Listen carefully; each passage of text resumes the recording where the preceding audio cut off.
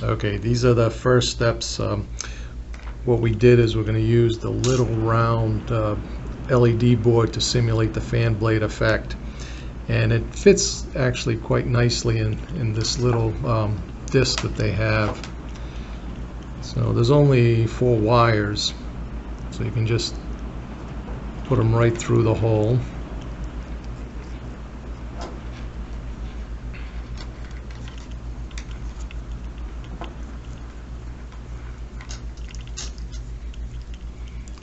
Fits in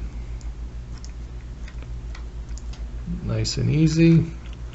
And then the only thing you have to do is just gently, not where the LEDs are, but in the printed circuit board, just kind of sort of press them in. And I already did another one, so I'll show you in a second. Press them in evenly, okay, so it's not tilted. And really the only thing you need to do is use some super glue and use some zip kicker. I like the liquid one because you can use like an X-Acto knife or a square small screwdriver to dip in and just you know, help seal the bond very quickly. What you do is just where the PC board is, right here on this side and on that side. If you want to do 4 areas, that's fine. Just put a little bit of super glue here, a little bit of super glue, use the kicker here and here, and voila, and it's done. And so basically, and it would go fit inside here very nicely and nice and centered. Okay, so fast forward to the one I did. There it is. Of course, we don't have any domes in there yet or anything, but just to show you. And it comes out of this hole right here, okay? Maybe hearing some weird noise, we're getting some downpours here now. And then you have to find the proper pylon. This is the one, fits right in there. So there's the hole. And I already did it to another one right there. You can see I just used an X-Acto knife just to elongate the hole, you know. And if you open it up,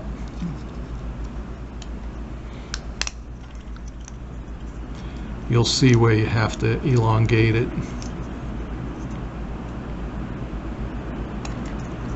There we go. So you need to do it on this side where there's more material. And it doesn't take much to do, just a little bit.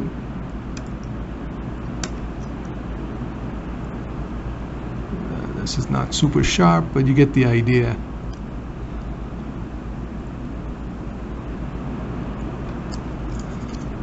That might be enough. And then this side might be okay, so we'll try it out. Now you gotta keep it away from this little window here, this clear piece, and then you probably bend it like that. Okay, see that? Nice. And it goes, and it will go right through.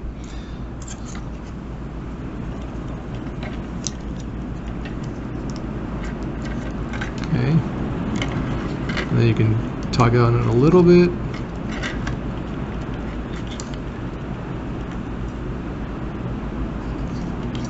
There we go.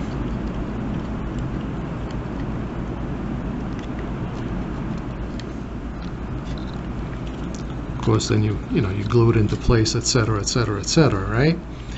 But that's pretty much it. And we, it'd go through the secondary hull. And let's put this down. So it'll go through the secondary hull, up the neck into the saucer, and connect to the board. So not bad, not too shabby at all. Okay.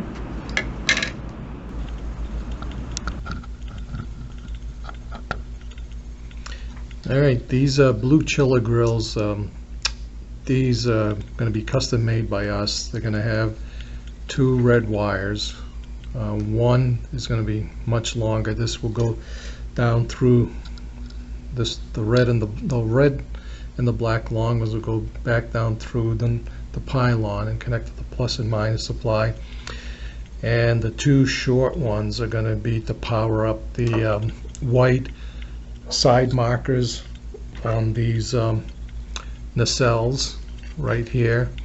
And also there's going to be a 5mm LED in the back to light up these fan tails. Okay, so it'll save you running wires, multiple wires. We'll just piggyback off this one. All right, I think Boyd did this as well. I had to shave this mounting receptacle for the mounting pin from this guy here down, and I also put a little bit of a channel behind it, so when we slip the LED strip in, it'll sit flush like so, and just arrange the LED strip so it covers the grill down below. And you can see that it just fits right behind that post.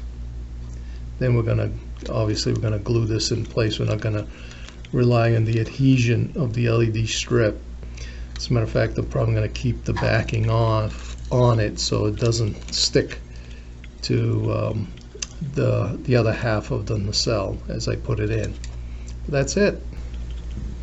Okay guys, well, as it turns out, I did have to peel the adhesion off the back of the LED strip, and just to get it flat, you know, with its own adhesion right up against the side of the nacelle, I used like a little round Allen wrench here, and I just got it nice and flat all the way across, you know, nice and perpendicular here.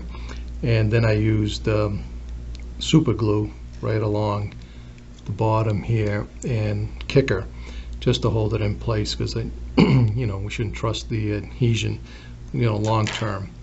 So that's it. And then you know, we have the long wire and the long black and red that's going to come through the pylon and into the secondary hull. And then we have these you know, shorter red and black to power up our LEDs that we're going to use you know, inside the nacelle for the fan tail and some of the lighting on the other side of the nacelle. So that's pretty much it for this. Okay, moving right along. These are the nacelles, the way I'm going to do it. So we have the blue LED strip right here mounted there. I used Boyd's technique.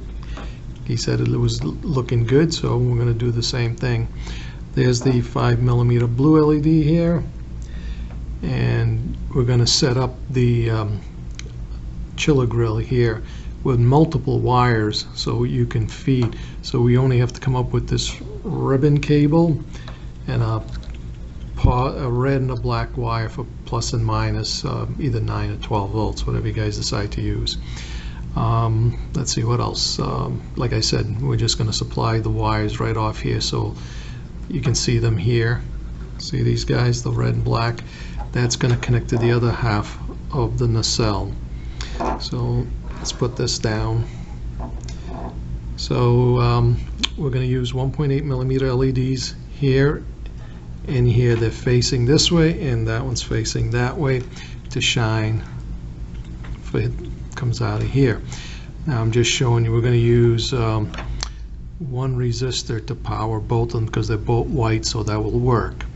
And you guys can wire it like this, and you know, you can provide your, of course you're going to provide your own wires. I just did it red for positive and black for minus, and I did put the current limiting resistor on the positive side of the LEDs. I know sometimes people get weirded out when we put it on the negative side, so I'll stay that way. So this is pretty much it. Then you just, you know, wire these two together and then close it up, you know, carefully. I used like a 30 gauge wire, so it makes it easier to fold over. These may be a little bit too long these wires, we can shorten them up to have less, folding inwards. I hot glued them in place so it doesn't move around. And that should do it, guys, for this part. Okay, we're going to use the 1.8 millimeter on the side of the saucer, the bottom saucer. These guys right here, this one and this one right here. They call that number 103. So what we're going to do is carefully bend the 1.8 millimeter white LED. Let's get it as shown. See it? Now there's the back end of the 1.8, where the legs come out of. What we're going to do is, I tried it looking at it on the when it was lit up on the saucer, and it looks good. Is if sorry for the craziness here, but it's tight quarters. The back end of the LED where the wires, the leads come out, that should be mounted flush with this piece 103, and that seems to give out the best kind of light. I tried surface mount LED, but it just didn't have the same illumination effect across it. So I tried this, the 1.8, and it seemed to be a little bit better. So anyway, what you do is you mount it with the back end right there. See it? Right on the edge of the plastic piece of the 103. Use super glue, what have you, and that should do it. And then you got to light block it. I'll show you that later. Okay, we're back. So the bottom saucer and the top saucer are now all done. Okay, all wired up, checked it, everything's fine. Controller's in there, and she's working away. These are the nabs, okay, the nabs on the top, and they've all been light blocked. The control, we have a 5 output control. It fits very nicely in here, no problems. It's got the 3 outputs to drive the LED bassards, so no motors, nice and simple. We'll show you that later. And we have a nav output and an impulse engine output. Now, the internal lighting is as shown. Basically, we followed the same footprint that Boyd did at TrekWorks. He did a nice light effect for lighting up the windows and everything, so we followed the same footprint to do that. These are double density LEDs, and there's right here, and it's all connected to the plus and minus of your power supply, whether you use 9 volts or 12 volts coming in. So as soon as you power up the ship, the internal lights come on and everything's hunky-dory. We set it all up over here in the corner here. That's for the plus and minus, so you can see the red wire here and the black wire. A little junction box, then we just fold it over, make sure it doesn't interfere with anything.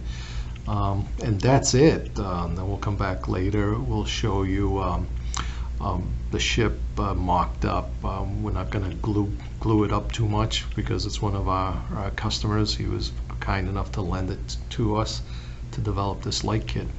So that's pretty much it for this. It's pretty much a wrap, and then we'll come back later on with the